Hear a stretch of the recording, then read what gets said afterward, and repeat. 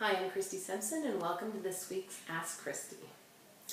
I have a little tip I wanted to share with you this week on making memorization and rehearsals a little bit more fun.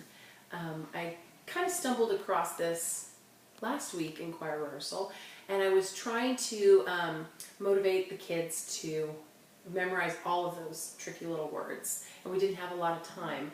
So I told them we were going to have a competition, told them the week before.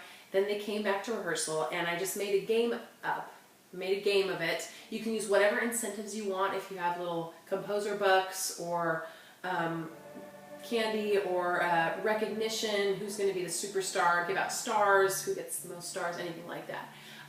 But I just did it for each song, and I asked for volunteers, had 3 people come up to the front. You could have little buzzers, or you can just have them raise their hand, and I said, okay, so this is the lyric of the song.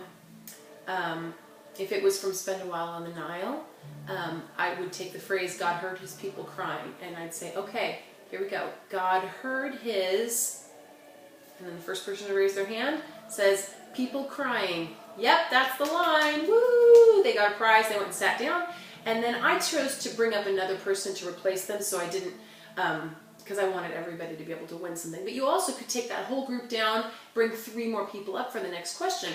And I just went through each song and did phrases. I didn't have them sing it because that might be scary. But if they looked at me blankly, then I sang the part of the line that might kind of trigger the word. But I just thought, well, that's a really easy way to get kids that are not necessarily your star singers, get them involved in wanting to learn the words, and also kind of just doing a fun activity that breaks it up for them. So that's just my little tip for the day, tip for memorization.